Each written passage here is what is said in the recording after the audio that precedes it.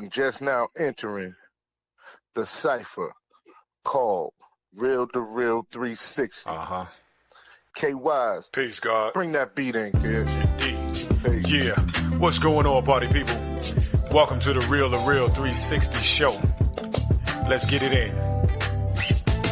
We do the knowledge and wisdom so you can understand. Real to Real 360 shows in full command. We changing the game for how it all was taught.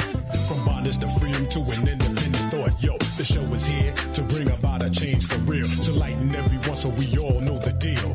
360 degrees is a fact. We created the show to give our love back to our communities so we can know what's going on and give them the support from knowledge to born. So if you're ready to learn, then it's time to go. Sit back and relax and enjoy your show.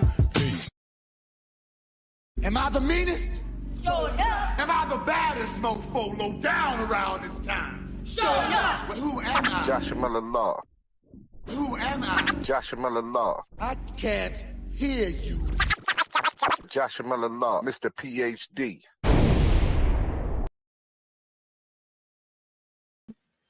Peace to the 5% nation of gods and earths. Peace to all our followers, likers, and subscribers. Today, it's finna go down, man. We're going to take you through a journey of hip-hop, man, with the icon, with the legend, individual who has been there, you know what I'm saying, and seen it, you know what I'm saying, at the greatest and the greatest heights of the game. You know what I'm saying? People don't realize, man, hip-hop is what we grew up on back in the 80s, and we made it happen. You know what I'm saying? So without further ado, man, I can't even think about the words to put to this legendary icon himself. You know what I'm saying? The legendary, the one and only Mikey D. Let's get it popping. Yo. Yo, what's good, fam? We here, baby. Look, got a head full of hair. In my 50s, I got all my hair, baby. We Gucci. Yeah. We Gucci, baby. You know how that go. You know what I'm saying? But you know, Mikey D, like you've been in the game for a minute. Kid. Like you've seen it at the highest of the highs, the lowest of the lows. You know what I'm saying?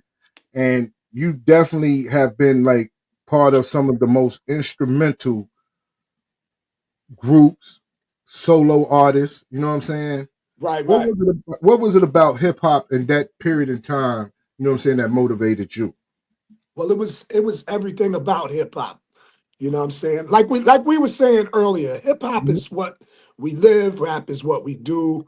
Hip hop is the culture, rap is just one element of hip hop. So I fell in love with the dress code, I fell in love with the sound, but I especially fell in love with the MC by way of Grandmaster Caz and Mo D and all of them. This was like in 1979. So it's like when I first got my first taste of hip hop, and believe it or not, see, this is crazy. I got a cousin. Her name is Karen. She's older than me. And when I was mad young, I used to go visit her and my aunts on that side of town, further up Merrick, near Liberty Avenue and all of that. And I remember her having this sweatshirt saying Woody's Angels. I never knew what that was. I thought it was a gang or something. Come to find out, she was in the hip hop before me because she was down with the DJ Woody Wood. You know what I mean? But I got my formal introduction in 1979. My man D Money, he let me hear Grandmaster Caz on this tape and all of that. And once I heard what he did, it was off to the races, man. I couldn't look back because I mean, hip hop. I found my voice in hip hop. I found my confidence in hip hop. My walk, my talk, everything about me, I found through hip hop. You know what I mean? So that's why I've been able to just keep going at a high level for unlimited amounts of time because it's just natural and it's something that I love from the bottom of my heart. And I rap from my heart, not my pockets. So yeah, man. Yeah. Like I say, you know, we was talking about, you know what I'm saying, a period in time and an era, right? When you had some great things that went on, you know what I'm saying? The park jams in Wilkins, you know what I'm saying? Everybody had to get one of them, you know what I'm saying? Them Grandmaster Vic tapes, You know what I'm Yeah, saying? You know what I mean? yeah, So everybody had to get a hold to that, you know what I mean, during that period, especially, you know what I'm saying, that Queens area, you know what I'm saying, Grandmaster Vic was, you know what I'm saying, he was a monster. But Grandmaster Vic was definitely a monster, man. The creator of the blends. That's what they say, you know. But mhm, I remember before Vic was blending, man. He had that infamous cut. mhm, Dun dun dun dun dun dun. mhm. Remember that? Yeah, man. Yeah, man. Yo, because we would definitely have to get some of Vic's, you know what I'm saying, blends, you know what I'm saying, some of his cuts, Yeah. a lot of Oh his yeah. mixtapes, because that's like the mixtape era, you know what I'm saying? So we're talking about real hip hop, real MCing, you know what I'm Right. saying? I'm not saying it's not like that today, you know what I'm saying? Right. But Right. the fact of the matter is, you know what I'm saying, when you're talking about the elements of hip hop, you know what I'm saying? The elements of hip hop, the Right. elements, you know what I mean? Not just, you know what I'm saying, one part where people talk about the rapping and everything else, because the DJ and the MCs was hand in hand back then. You know what I'm saying? Absolutely. Actually, the MC was actually the DJ's hype man back then. Right. It was Right. all about the DJ. Whatever he played, he's the one that got the people on the dance floor. The MC just made the crowd say "ho" and all that. He wasn't rapping. You feel Hmm. me? So the Right. DJ, he was the star of the show, and the MC was just the hype man. And that evolved, you know what I'm saying? That Right. evolved, you know what I'm saying? Right. And a lot of people don't know that history. They just know what they hear today. You know what I'm saying? Yeah. So Yeah. being that we come up in that period of time where that was that feel good music for us, that Oh party yeah. jams for us. You know what I'm Yeah. saying? Yeah. So it's like when you hear certain cuts from back in the days, you know what I'm saying? It takes you back in the days. You know what I'm saying? You get that feeling. You You catch get that that whole vibe all that over whole again. like this here, like, yo, this is crazy. And been in that type of vibe for the last couple of days because I've been anticipating, you know what I'm saying, you coming on. You know what I mean? Right. Right. And because those who know, Mikey D was part of Main Source. You know what I'm Oh yeah. saying? Yeah.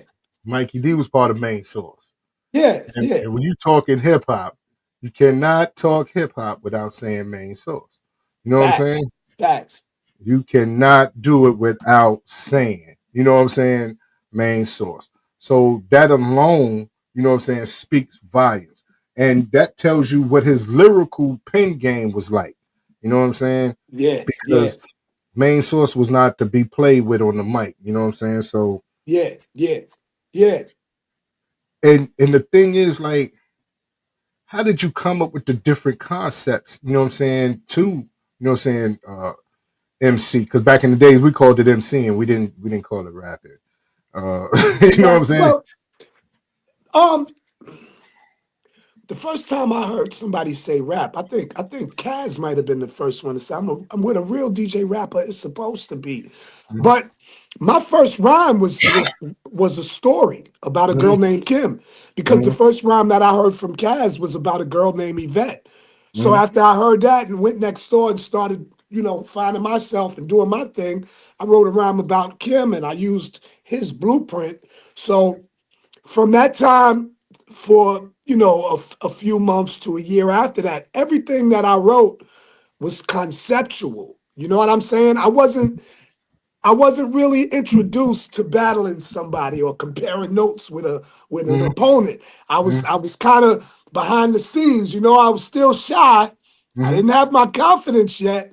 I was Right. getting nice and all of that, but I don't know. Once I heard Mo D and Busy B and the way Mo D attacked him, Mhm, I was like, wow, that's different. And then I heard Grandmaster Caz on another tape. mhm, Excuse me. There was like a heckler in the audience, and Caz went crazy on a rhyme mhm, dissing the dude in the audience.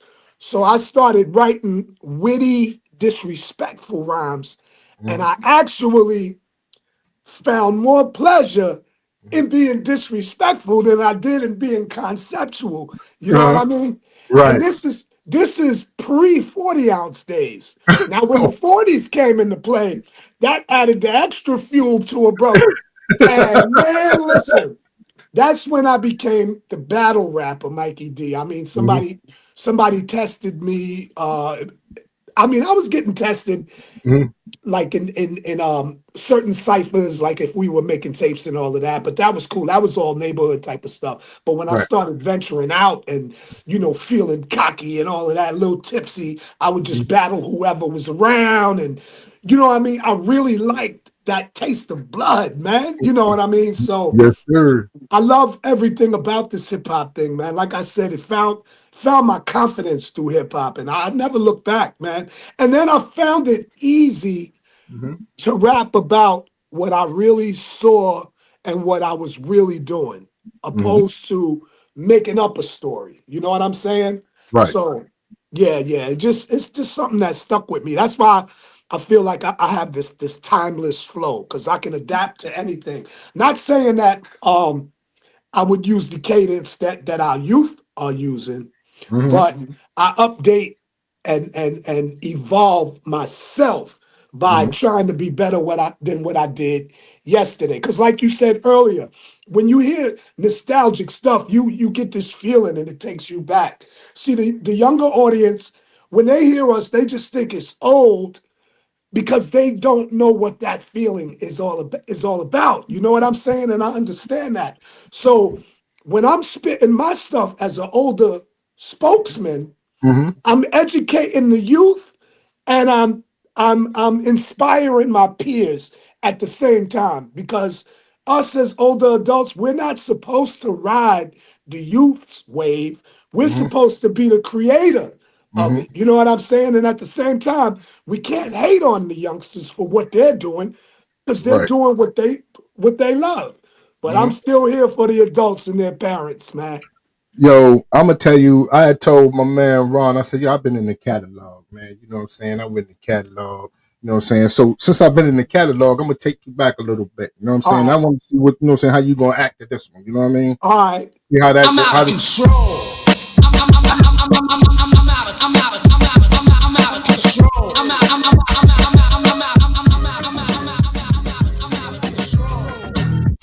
This is LA Posse for those that don't know. They were signed in 1985. This right here is a journey, man. I'm out of control. 1988. Yeah, this song came out in 88. Watch the dust that I kick up. Came to do work and hurt, jerk some stutter. Lakers and Clark and still butter. I waited long enough to get rough and snuff. The other brothers who love the tough stuff. We're on a mission to seek and destroy. Am I out of control? Who wants a contest? Come on, speak up. I need a little sucker MC just to beat up. If you set foot on the stage, you better look out, or just consider yourself look out. By the kingpin of corruption, also known as destruction, the Terminator, exterminator, decapitator, of jumps that be playing the role of hard rocks. Yo, I'm out of control, bro.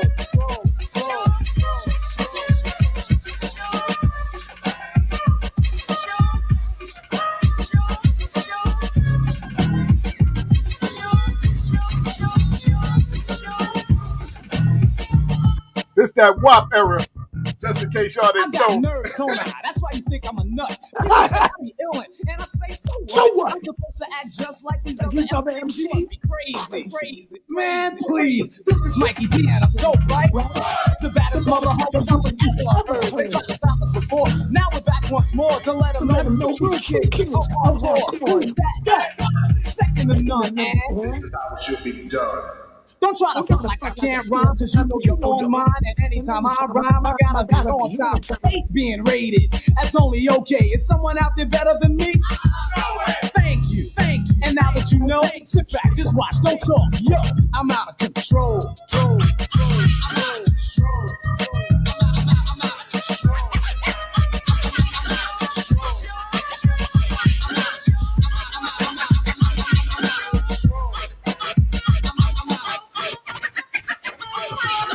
This is the way that we rock 'em. We got 'em no matter where we run into, got me and keeping them fair. So don't compare me to another corny MC or his brother. It's Mikey D on stage, and you know I rock. I'm knocking all of these chumps right out of the box. And to those who thought I couldn't do it, how you feel now? You feel stupid. You wanna be a pal. Well, let's keep it like you never knew me. You don't like me now? Sue me, tramp, and make no difference. Cause I'm gonna win a Grammy. As a matter of fact, I'm glad you can't stand me. So when you see me, don't ask for a pound. Don't talk about my posse, cause you ain't down. We don't want you down, cause you're ruining our rep LA posse. Let's step. Yes, sir.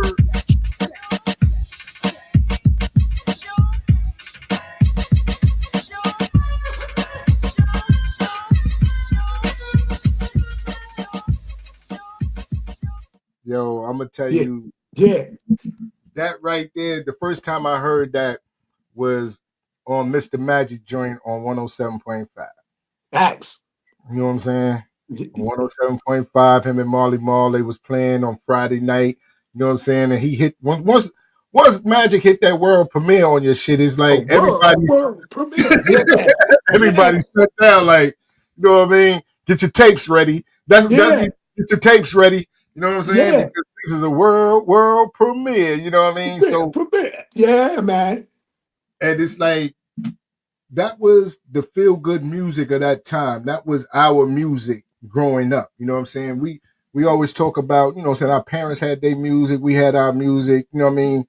Even though, you know what I'm saying, we listened to some of their stuff, but that gave us our independence. You know what I'm saying? So I'm like, yo, that right there. And yo, Ron talk about he got to get his piece of cardboard so he can start breakdancing. Breakdancing on the cardboard.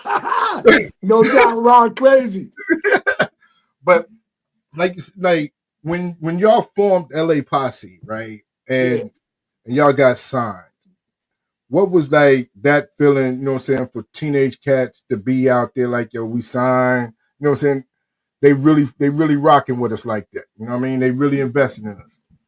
To be honest with you, and completely honest with you, I exceeded my expectations of what I wanted to do with the rapping as far as a career when I got signed. Because getting signed wasn't something that I wasn't really worried about getting signed or nothing like that, because I was having so much fun just being me and just being young and free and that neighborhood hero and stuff like that. And I'm gonna tell you this. When LL Cool J and me used to rock together, Cool J was the one that wanted to get signed. Where he is today is where he wanted to be back then. So getting signed in the superstar status, those were his dreams. They were never my dreams. Although he said, look, we could be the next Run DMC, I just didn't have that. You know what I mean? So I was so used to making these tapes. Like, we would make tapes in Johnny Quest's house or Professor KB's house or Paul C's garage. We would make these tapes that would just bang in the streets. Like, we didn't need a record deal is what I'm looking at, because we already street certified, you know? Right. And originally, like, it was Boom Bash, because that was the crew that we ran around Laurelton with, you know, Merrick Boulevard. It was Boom Bash. So when we finally did get signed, it was from a manager that discovered me. Actually, I went to the Crush Groove auditions for the movies or whatever. We was outside freestyling. I met a brother named Dr. Shock, and he introduced me to a gentleman named Arthur Armstrong, who became my first manager. And he's from the Bronx. He used to run a club called Ecstasy Garage, where all of the legends used to perform and all of that. But so he gave us our first record deal, and we came out with a record called My Telephone and all of that. Right. And we took the recording industry. Pardon me. It's allergy season, brother. I know what you're going through. Right. We took the recording record deal situation more like, okay, this is just a sophisticated tape. You know what I mean? It was really, we weren't, you know what I mean? We was more excited about the advance than we was about the deal in all. You know what I mean? It's like, okay, so here we are. Now we're hearing ourselves on the radio and stuff like that. It was pretty cool, you know. And like I said, I was having so much fun, and at the same time, I'm basically coming into being myself, and I'm coming into that age of independence and Mm-hmm. parting ways from my grandma and grandpa and discovering what's going on outside in the streets and all of that. You know what I Hmm. mean? And Indeed. I'm not focused. I'm not disciplined. I Hmm. don't want to practice. I just do this because I love it. I'm not, you know. Hmm. So when we got that first deal, it was cool. It was cool. And the reason we had to become the LA Posse is because when we signed with, it was Public Records or something like that, and my manager Arthur Armstrong and the owner of that label, I think Walter Scallop or something like that, they were a little fearful of the name Boom Bash because we were gaining a reputation on the streets, and they didn't Right, think for right. that time it would be, you know, it was a liability type of thing. Yeah, the But early we 80s was we different. wanted to keep our crew. So back then, if you know, if you went to Laurelton, Queens from Hmm. anywhere else, Laurelton was considered LA. Hmm. And if you had a whole crew, that was your posse. Right. So LA's posse was the Laurelton Posse, Hmm. aka Boom Bash. You feel me? Right. So that's Hmm. how that went. So I didn't really take it serious. With the first deal. It was when we signed with Sleeping Bag in '88. That's when I started taking it a little more serious because I noticed they were investing money in us. You know what I mean? And I didn't want Hmm. to owe nobody, so I had to Yeah. get my stuff together. You know what I mean? But yeah, but like I said, it was cool, but I exceeded my expectations. I just wanted to be the dopest rapper in my hood. I wanted to battle. I wanted to be the nicest, and I wanted people to talk about me and all of that. That was it, man. That's all I wanted, you know. But I'm glad I stuck with it, you know. Because I was going to ask you, you know what I'm saying? Like, we was talking behind the scenes about the park jams at Wilkinson Yeah. Park. You know what I mean? Like how was that? You know what I'm saying? Like when, because to me that was like the artist development because everybody was out there. You know what I'm saying? At Wilkinson Park. You know what I'm saying? For those park jams. You know what I'm saying? If you got that mic, you had to be official. You could not be. You know what I'm saying? No whack MC. You couldn't be no biting cat. You couldn't Nah, be none of you that. had to You know what I'm saying? you had to have it for them to even lift the ropes up to let you behind the ropes where the Mm-hmm. equipment and the microphones was. You had to be certified, solidified, validated, or Mm-hmm. something. You know what I mean? So with me, it started out on the next door neighbor's steps. Then it was into Dave Moore's house making tapes, Johnny Mm-hmm. Quest's house making tapes. Then the first audience that we would rock in front of would be at the local basement parties. Remember, they used to have the index cards, and Yeah, it'd be like 25 cents for the girls and bro. 50 cents for the Except for the dudes guys, yeah. and all of that. So we used to rock those kind of things. And then like the park jams, those were the older established brothers. You know what I mean? They had the equipment with all of the boom, and everybody from everywhere was outside. So communities got together. It wasn't just you rocking for your fan base or your friends, because now you got everybody out there. So you know what I mean? So the Yeah. first time I rocked one of those, I actually, it was at the Racket Club. There was a tennis court on Springfield Boulevard in Merritt called the Racket Club. And Mm-hmm.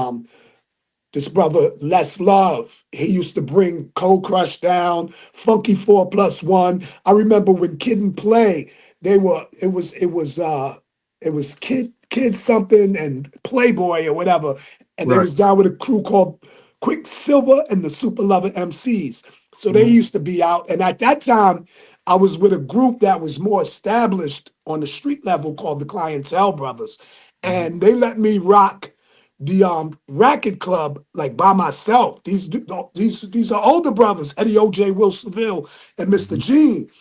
They put this little guy, Mikey D, in front of that audience, and that was the first time I got to rock a crowd of that capacity. And the feeling and the embrace that I got, that was it for me, man. So I didn't miss None of the park jams or none of that. I wanted to get behind the ropes as often as I could, man. Word. So the park jams was the equivalent of Harlem's Apollo. Either you had it or you didn't, man. Word up. And if you didn't, They'd run you out of the park. What?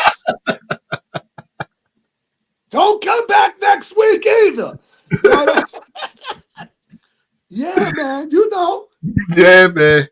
Yeah, man. You know what I'm saying? Back in the days, if you couldn't flow, you didn't have no flow, you didn't have no skills, you couldn't do that. You know what I mean? Nah, you know. So yeah, I built a reputation where I started getting requested to come to these park jams. Cause I mean, I was battling out on the street, every street corner, every borough, every neighborhood. I was just pulling up and I was having so much fun with it. And it wasn't about beef. It wasn't about none of that. It was just about comparing notes, man. And I sparred against the best of them, man. You know what I mean? And it was a wonderful thing, man. I can't lie. I tell you, you know what I'm saying? I think about the times, when cats used to, you know what I'm saying, go uptown to the clubs uptown and you had to be a warrior. You know what I'm saying? You had to be a warrior because Brooklyn, first of all, was robbing everybody in the crowd. Everything Then moving. everything moving. Then when you got on stage, you had to be on fire. If not, you was gonna catch that beating. You know what I mean? Yeah, man. Yo, it was it was bad, man. It was bad. I'm glad I was younger because I missed some of that stuff. I couldn't get in Right, them clubs, you know what I right. mean? But the clubs that I did get into, luckily, I didn't have too many altercations. It was when I started traveling outside of New York is when the altercations started coming in. And that's partly because the 40-ounce drinking and the cockiness and you know how it Yeah. goes, but it always ended up in love. You know, it is what it is. Shit happens. Yes, This is stuff that we go through. You learn from your mistakes.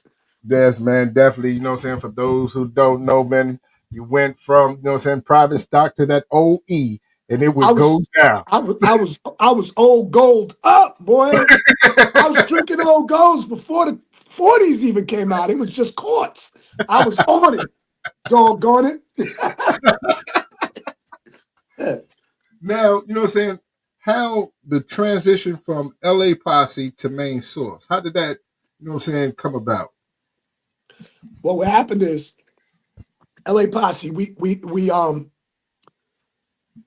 got picked up by Sleeping Bag Records after the first record label. We did 2 records for Public Records, and then Mantronics and Tila Rock or something. I think Tila Rock. He always tells me this story because I always wanted to know how the hell did we get to Sleeping Bag because they got all of the dope artists over there. EPMD Right. was there and Mhm. all of that, but Tila Rock told me, they used to my name was floating around out there and with the battles and all of that and Sleeping Bag, they got interested and originally I believe I was supposed to try to get down with Mantronics. I think Tricky T at the time was going through something and Mantronics wanted another lead rapper, but I couldn't facilitate that because I had Paul C and Johnny Quest with me. So Mhm. they allowed us to work on our own stuff. Sleeping Bag even entered me into the New Music Seminar 1988, where this is Battle for World Supremacy, where I Yeah. battled top dog MCs for a gold belt. You know what I Mhm. mean? And I won that, and then we started working on our album in early to mid '89. But then we had the tragic loss of Paul C, which was our producer. A lot of people know Paul C for producing super dope tracks for like Biz and Queen Latifah, Rakim, and all Mhm. of that. But with us, it was more personal because he was more like a brother. He was down with the group, Mhm. and we were a team. So we lost him, so that kind of took a toll on me. And then at the same time, you got to remember, LL Cool J and myself, we were going through this rivalry at the time, and I take blame for that. We were going through this, so in '88, he came out with I think Bigger and Deffer, and he had some producers on there called the LA Posse. Now, we knew nothing about them. They knew nothing about us. But Def Jam had the bigger bag because they were under the umbrella of Columbia. So they wanted to take us to court. And I don't think Sleeping Bag wanted to fight that battle. So they wanted us to drop our name. And I wasn't feeling that. We just lost Paul. Now they want to sue us over a name that we came up with. And everybody out here know that that's us. And then it was the gangster rap era was coming up, and I just wasn't. I didn't have it no more. I didn't feel it. Like, you know what I mean? I'm not gangster, and Paul's gone, and you know what I mean? Excuse my language. So I'm just, and I'm drinking profusely. You know what I mean? And Right. then I just had my daughter, so things was going crazy, and I just had to clear my head for a couple of years. So from '89 to 91, early 92, I moved to Florida for a while just to get my mind right. But anyway, when I came back, I was doing security. And matter of fact, yeah, I was doing security, but my man Mike Beasley from around the way, he picked me up one day and we just riding around and I'm rapping for him. You know, he turned the radio down and all of that. And he's just listening to me rap. And he's telling me, yo, my cousin's got this studio in Manhattan called Hush Productions. Now, Bo and it was Bo and somebody, Higgins or Huggins. One of them was married to Melba Moore, but they had a bunch of artists and this, that, and the other. So he took me over there and I was freestyling there, and Jeff Red came through. The singer, Jeff Red, he came through and he said, yo, you ill. You ready? And I was like, man, what it sound like? You know what I mean? But he gave us a number and an address to meet with somebody. He said, this is an established group. I'm not going to tell you who they are. Just meet with these people. So we called the number. It was a young lady named Tandy Weems. And then we went to the crib the next day and Sir Scratch was there. I still didn't put two and two together. But anyway, he asked me, you know, spit something, blah, blah, blah, rhyme for him, blah, blah, blah. He got his brother on the phone and K Cut. He said his brother K Cut. Now I'm starting to, little spider senses is tingling. I'm like, wait a minute, K Cut, Sir Scratch. You know what I mean? It's starting to click now. Yeah. And it was Main Source. And so that was the introduction to them. I didn't have a clue about Large Professor leaving the group or nothing like that to pursue his solo career or anything. All I know is they wanted me to work on this second album with them. And that's how I got to Main Source. And what's funny is life has a way of doing a 360 on you. What goes around comes around. Because, like I said, Paul C was down with my group, but Paul C was also Large Professor's mentor before I even knew who Large Professor was. Wow. Paul C was showing K Cut some things on that SP12 that I didn't even know about until we started talking. And Paul C was down with me. You know what I mean? So it's just crazy. So that's how I got introduced to Main Source. And yeah, the rest is history. Yeah, because like the song said, man, only the real survive. You feel me? Only the real survive, baby. That's it. That's it. So What's going on? What's going on? What's going on? Yes, sir. Yo, lyrically and musically, the Main Source has it all. I name is to rap with Michael Jordan's name, Mr. Basketball. We got the detectives are subjected to a musical treat and keep the heat on the phonies with them weak beats. Street beats is what keeps the source at another level. You can't use a shovel and see the devil. So how you gonna see us with the whacked out, cracked out beats, little freaks? You need to back out and make way for veterans better than etceteras when you take a hit of this here medicine. To represent, you need potential to rock an instrumental off the top of your head using the mental. And see if you can move a party when you're rocking live. Only the real survive.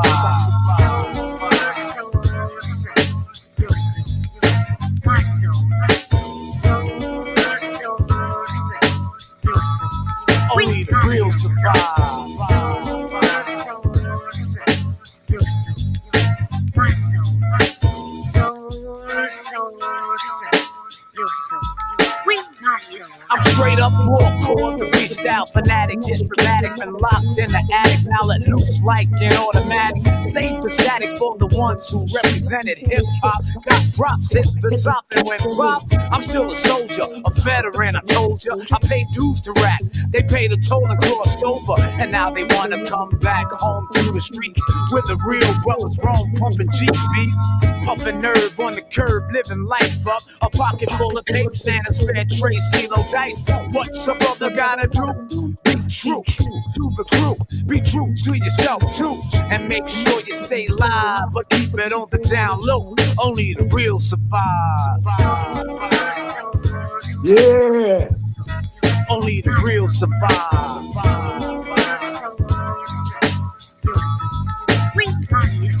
Yo, I'm a scholar, not a follower, but a leader out to make a dollar without fastening the white collar.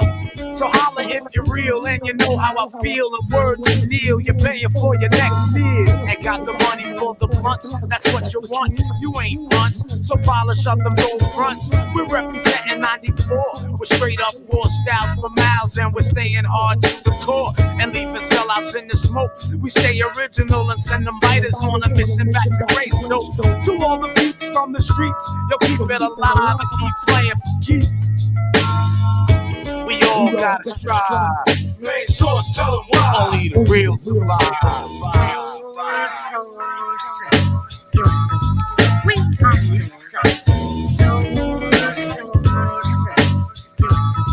Only the real survive.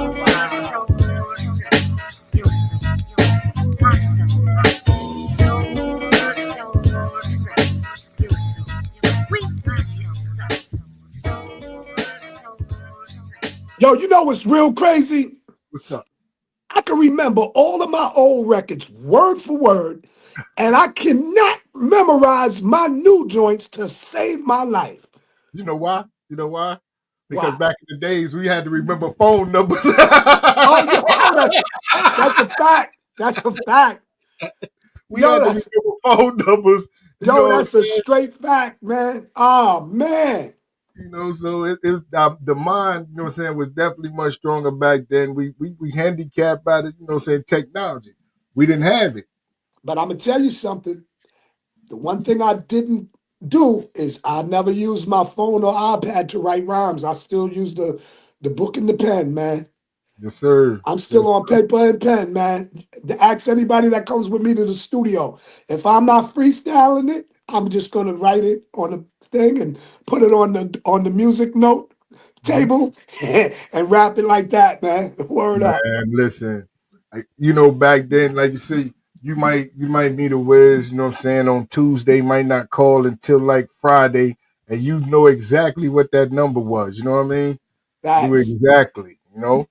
Peace to my fam, Hood News in the building, Long Island in the building. Let's get it, man. Definitely. But during the 50-year hip hop, right? Yeah. You came out with a joint, man. And I wanted to, like, how does it feel to be in the game and be a significant part of the game? You know what I'm saying? That has changed individuals' lives, and also to put them in a situation where they can take care of themselves for the rest of their life.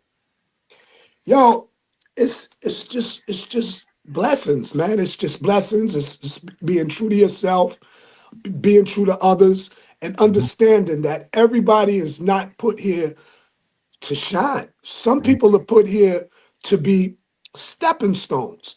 You know what I'm saying? Like, some people are here to learn from you. And I can proudly say I inspired people that are in very high places, and I'm proud of where they are. You know what I'm saying?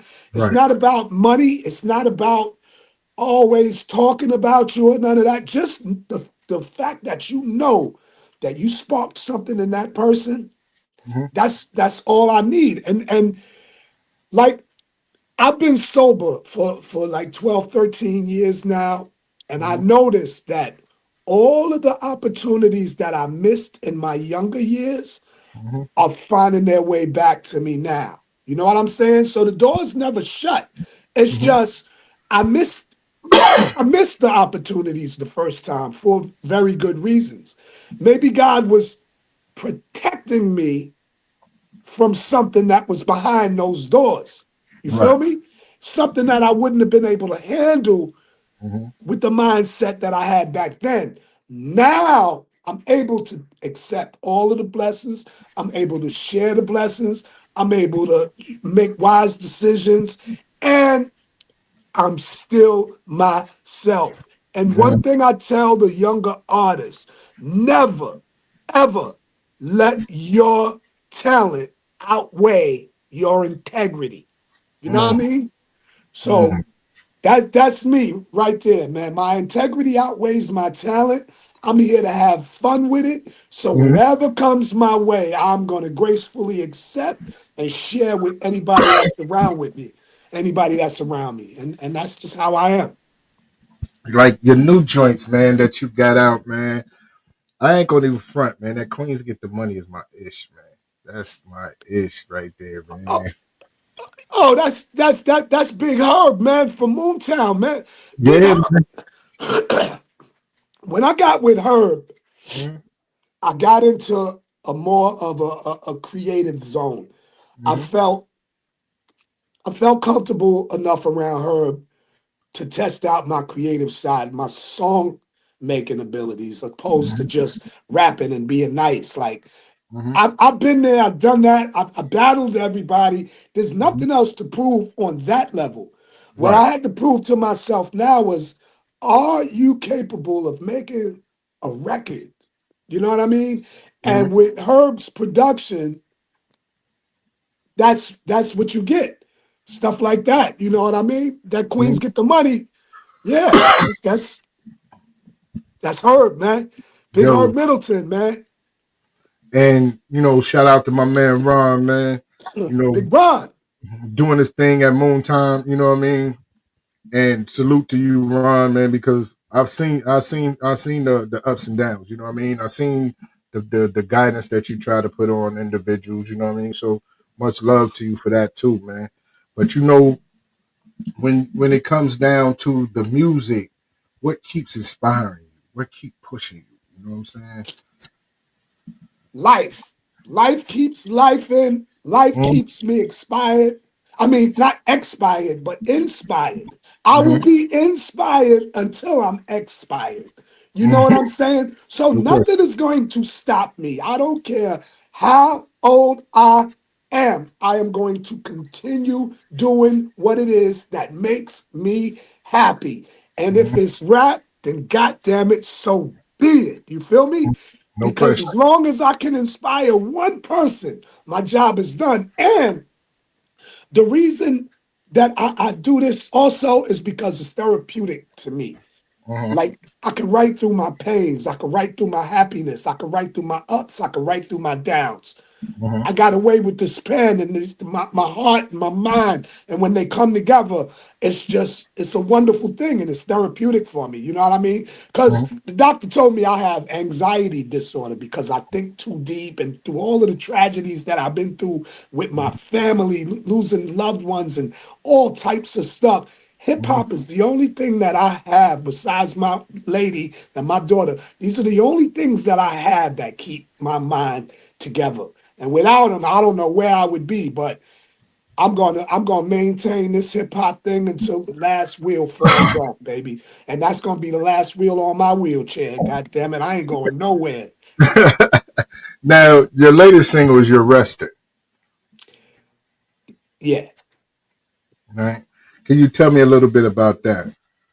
Well, that was inspired by my mom. Uh, she passed away 2014.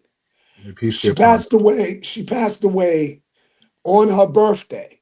you. Uh, I was in the hospital with her. I was the only one there. She Mm-hmm. went into the hospital on that Friday, which was the 17th, and the doctors were saying that there was nothing that they could do, and I was like, well, let's keep her on this machine and let's wait till her birthday. Let's just see, because miracles can happen. And I talked to my aunts. My mother's surviving two sisters, and they were Mhm. like, Mike, it's on you. You her only child, so blah blah blah. And I just started thinking about how spunky my mom was, and how many lives she touched, and how independent she was. And I had to come to the critical, uh, you know, um, what is it, decision Listen. Mhm. to let the doctors pull the plug, because I felt like there's nothing else that I could do here. And even if she does pull out of this, she's Mhm. not going to be happy with the condition she's in. Mhm. So instead of me being selfish, Mhm. I gave her peace, and I let the doctors do it on her birthday. So the song, actually, when I wrote that song, that was the first time that I cried for my mother. And I cried in the last verse of that song. Like, Mhm. I kept all of this in Mhm. during, the whole time. But Right. that song, and then Herb, like I had another version of it, but Herb came with Mhm. this music, and then with Juanita Wynn and all of that, man, it just touched me all over again. And it was like, the tears came down again. You could see that in the video. And yeah, You're Resting is dedicated to my mom. And I know there's a lot of people that went through the same thing. You know what I mean? So many people lost their mom. Like we didn't want it to be a dear mama or nothing like that. Because Mhm. dear mama is dear mama. You're resting is you're resting. You feel Yeah. me? It's a whole different vibe. So yeah, that's what inspired it. My mom's Linda Deering, man. May peace be upon her. And I'm glad that you said that because, your statement like kind of resonated with me. My mom returned to the essence in 2004, and she was on the machine, you know what I mean? And I've always been in conflict with signing the DNR because he told me that even if she made it, she would be a vegetable. So, you know what I mean? Right, And, right, right, you know what I mean? And as being like her only living child, it's like some part of you selfishly be like, yo, I shouldn't have done that. You know what I mean? I still have her. You know what I'm right, saying? right. But the See, reality, you you got got to to let it. you can't be selfish. You got to remember, as much as you want to keep your mother, the Most High needs her more. You feel Mhm. me? So Good you question. don't want to go against the Most High. So if the Most High got better plans for mom, so be it, man. And I'm at peace, man. You feel me? I Good know question. she's doing good now, and she's here with me. So she's No, celebrating every step and every breath I take.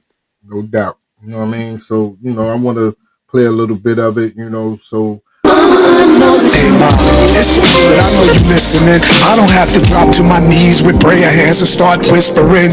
You that shiny bright star, I see you listening. With Nana, Jerry, and Daddy, I'm still missing them.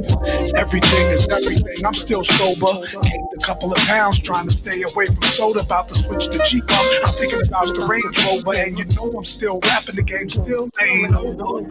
I think about you every day, that's why I'm rapping to you. And everyone around the way asking what happened to you. I keep it moving, I don't wanna speak about it. Turn my cell off, and I even went a week without it. But I ain't stressing, I know this was a blessing. God wanted you there with him, and my faith he's testing. And I don't even have a question, cause I already know in paradise you're resting. Cause I already know. And I know your soul's in a better place. You're resting. I know that you're resting. And me and Wanda's doing great. I'm feeling blessed today. 10 years together, and it seems like yesterday. My daughter's beautiful. She get it from her grandma. And oh yeah, I'm about to be a grandpa. And I can't wait, cause as soon as I'm a gramps, you're officially great.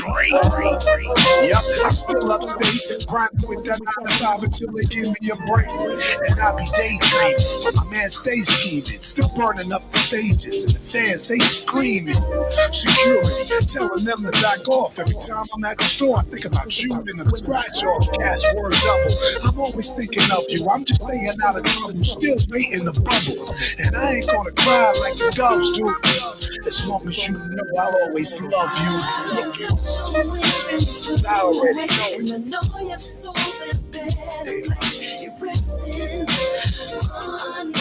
Cause I already know it. Paradise you rest. You got your wings and you flew away to a better place. Mama, there ain't no guessing. Cause I already know that you're resting. And they still talk about you throughout the city. How you were so pretty, smart, and witty. They don't know you're always with me. And I know you will never forget me. I reminisce about the days we used to walk it out and all the life lessons you and me used to talk about. You raised me well, that's why I made it life as your baby boy. I wouldn't trade it for the world. And baby girl is just like you, independent and stubborn as hell, just like you. I sit back and watch her, that's what I do. While you were in the hospital, she stood right beside you. Unlike some of these rappers who like to lie on their track, I'm probably the only one that really cried on the track. This one I had to write to until we meet again. Your son, Michael. Yeah, boy. Woo! Yeah. Man. That one right there definitely do it to you, man. You know what I mean? Man. It hits me every time, man. Pardon me. Yo, you Shit. good, brother. You good, man. Ah, man. You could definitely feel it. You could. Those who have lost their mom could definitely feel that. You know what I Word mean? up. Because Yeah. when you first lose your mom, you lose a part of you that you think you would never find again. Period. And the Word. whole Woo! time she's still there. That you know what I mean? It's just a whole different vibe, man. You know? Telling you, man. Yeah, man. Yo, Herb, man, I owe you. You got me crying on national TV. Yeah. But, yo. Yo. But see, this is just to show you that I'm a real person, just like everybody else in the chat, man. Mhm. I'm not Superman. I'm, you know what I mean? No And question. that. You know, Mikey D, man, I tell you, you know, we look at the 80s, a lot of us, as our coming of age. You know what I'm saying? Where we step out and we starting to experience different things, like you said, in the streets and in life, and you know what I'm saying, girls, and you know what I'm saying, the courts to the 40s. You know what I'm saying? Then you try to do better, and you break down to a 22, and then you buying a bunch of 22s. Don't start. Don't even see. I was gonna let you go, but now that you want to talk about it, you're 100% right, man. Yo, look, I thought I was downsizing when I started drinking Coors Light cans, but then I started buying the whole damn case and drinking, man. It was like, yo, you know what I mean? So it was a different period of time. You know what I'm saying? We got a chance to experience a lot of things that our kids won't be able to experience today. You know, Right. Being able to go from neighborhood to neighborhood. You know what I'm saying? But you know something? You know what's crazy? My daughter actually experienced it because I'm 57. My daughter is 36. When I was running the streets and running from studio and park jams, guess what? I had my baby girl with me. I had her rapping since she was 3 years old, 4 years old, 5 years old. She was on stage with me at Roy Wilkins Park. It's funny you mentioned it. We were at Roy Wilkins Park, and she was my little hype girl. I mean, Jam Master Jay, God rest his soul, he used to love when I brought her up to the studio at 1212. You know, so she got to feel what it was like in the 80s. You know, I was tipsy, but I was more responsible when I was around her. You know, and yeah, man, but wow, bro. Yeah. Man. That's definitely, you know what I'm saying, a period of time. But Ron, man, I need you to go ahead and put, you know what I'm saying, the booking information in the comment section for Mikey D, man. You know what I mean? Definitely. Now, Mike, man, we coming to the end, bro. Okay. And I want to let you know, man, how much of an honor it is for me to have you on, because those songs that I played, those was my shit. Like, I'm not even going, you know what I mean?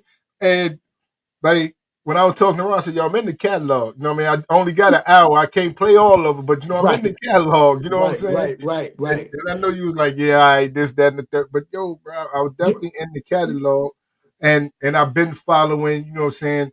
Drama side. You know what I mean? All the above. You know what I mean? Like you have a catalog that has a lot of fire, a lot of heat. You know what I'm saying? thank you, bro. And I want you to tell the people how they can get your music, where they can get your music from. Well, right now, there's a few things up on all of the streaming platforms, but I kind of limit the streaming now because the way that they're treating the artists, the streaming, Mm-hmm, like the Spotify's and all of that. No mm-hmm, offense, but I'm just offended by the way they treat us, the artists. So I mm-hmm, kind of try to keep my music off of that. But mm-hmm, we're gonna be uploading a whole lot of stuff to Moontown Records and Publishing.com. We're gonna be downloading a lot of that stuff. I'm getting ready to do a Pop and Kim album. Now, you from the 80s. You remember the store Pop and Kim in Lawton? yeah, yeah, Well, yeah. I'm I going to remember that. bring that nostalgic feeling back, that old Mikey D, Mm-hmm, but today. So mm-hmm, it's authentic hip hop. mm-hmm, It's going to be insane. And I'm actually working on some vinyl documentary and everything for this Pop and Kim joint.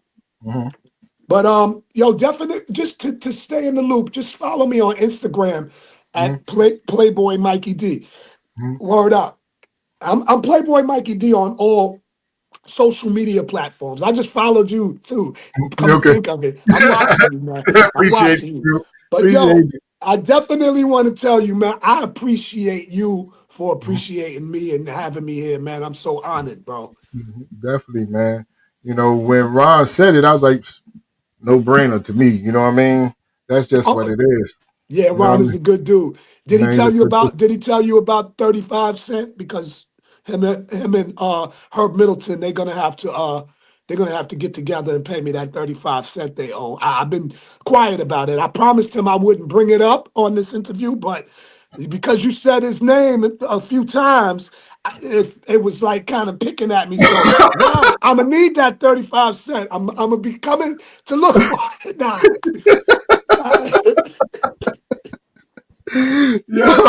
Yo, he sure said, yo, it's crazy. He said that too. Yo, that's crazy.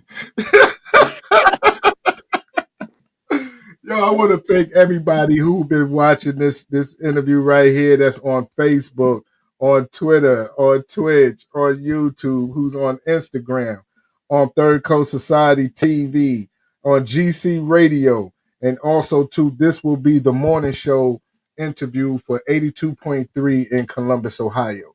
So thank Dope. y'all all, man, for what I'm saying, checking this out and then taking a walk with me back into the golden ages of the real hip hop. So with that being said, man, we about to be up out of here, but this is how we gonna go out on this one right here, man. Straight up and down, because if you Hey, know, yo, you hip hop, know. happy 50th anniversary. You better believe we gonna be around for 50 more. Don't be rocking with Herb Middleton, Moontown Records, baby. Moontown Records, baby.